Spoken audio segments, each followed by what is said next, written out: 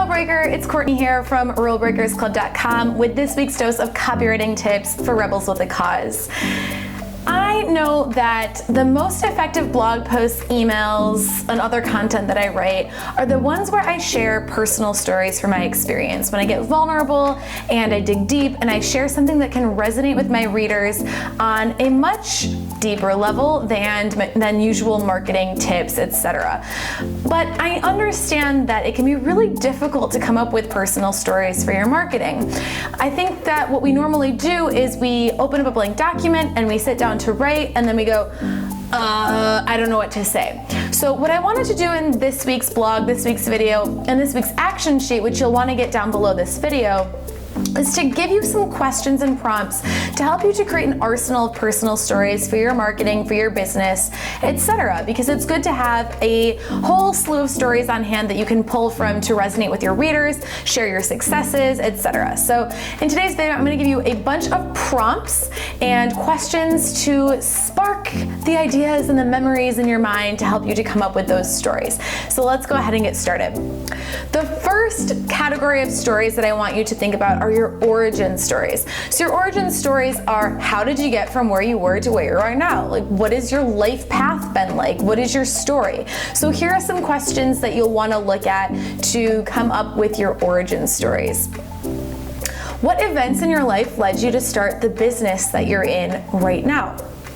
What events in your life led you to offering the specific products or services that you offer right now? A little bit more specific, right?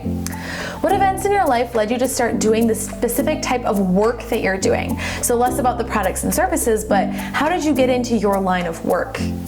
What events in your life led you to work with the specific types of clients that you're helping? So why do you want to work with this type of person? And again, think about the events, things that have happened in your life. It could be something as small as you saw someone reading a book on the subway, but if you can paint a picture of that story with your words and share the event, you can really bring people into the story. It doesn't have to be some huge, crazy moment in your life. The second category of stories that I want you to think about are your low points. I know this can be really uncomfortable, and a lot of people like to avoid the negative. I'm totally not with avoiding the negative. I think going down and deep and dirty into the past and the low moments is the best fodder for everything, because that's where you can really resonate with people on a level that most people are not.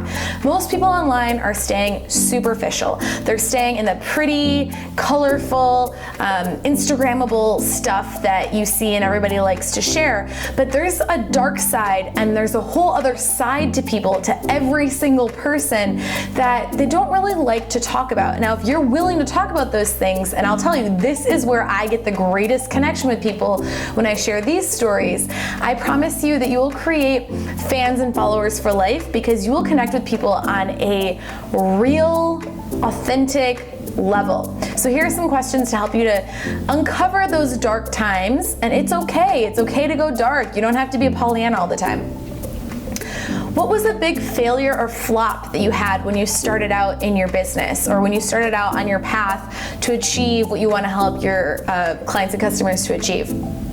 What kinds of serious sacrifices did you make in order to get where you are now? So for me, a serious sacrifice I made was I lived in my mom's house and had an office in the basement for a really long time. You might have noticed that the background to the Rule Breakers Club videos has changed, and that's because I'm now 100% in my own apartment in Montreal, but I sacrificed a lot in order to get my business off the ground. I made my personal expenses a bare minimum in order to do that, and I think it's really helpful for people to know that. Another question, what were your lowest points? When were the times that you wanted to throw in the towel or give up? So really think about these things. I'm going fast because we're in a video, right? But I want you to sit with each question and really think about it and create some space for yourself. Category number 3 for these questions is your turning points. So this is where things may have changed for you. So maybe you hit rock bottom and then you made a change, or maybe you had a life-changing moment of sorts. So here are some questions to help you to uncover the turning points in your experience. When was it that you decided to do things differently or to take a new direction in your life or work? So what happened? For me, there was a point when a tornado hit my house in, I think it was 2012, in March of 2012. So that was a pretty big turning point for me. When were some times that you took a different direction than you'd originally planned? So things didn't go the way you thought they were gonna go, and all of a sudden you ended up somewhere where you didn't expect. So that could be a good prompt. If these don't resonate with you, that's okay too. Move on to the next one. When have you experienced the greatest aha moments in your life?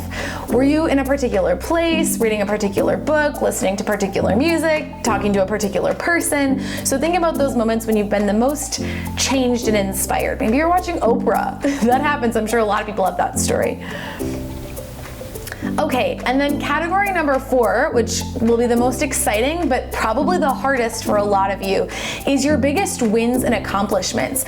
I notice with a lot of my clients that when they send me sales page copy for their businesses, they are really good at resonating with the dark stuff. Okay, I've been where you are right now, I understand how hard it is, and then they forget to share that they've overcome those obstacles and now they're on the other side. So you need to make sure that you share the win, the end point, the happily ever after kind of idea to the story. So here are some questions to help you to gather your biggest wins. What kinds of results have your clients and customers achieved after working with you? What have you been able to help people do? Kind of a similar one. Where have you been featured? What have you successfully created, launched, etc.? What past job experiences have you had that are relevant to your current work? A lot of people forget about real work experiences. They think that all that counts is business, entrepreneurship experience. That's not true. What were your big or small wins that you had when you were a child, a teenager, a young adult? Even if it seems silly, what were the moments where you felt the most accomplished? So I've been reading this book by Jack Canfield called The Success Principles. I actually have it right here. And he talks about going through your life in thirds. So divide your life experience in thirds and then going through each of those thirds and listing maybe your 10, 15, 20 greatest accomplishments of that time of your life. We need to create a better habit of recognizing our accomplishments, and I think that's a really great way of doing so. So there you have it. Those are my prompts for helping you to come up with personal stories to add to your marketing. So I want you to sit with these, I want you to make lists, and then what you're gonna do after that is you're gonna go through and develop them into stories. But you just start out with the brainstorming and the free writing and the list making, and then you can go into story creating. Totally different part of the work. You gotta do this stuff first. Writing is 90% pre-writing. So that's what I wanted to help you to do today. I hope you love that. Make sure to download the action sheet again, and I will see you next week.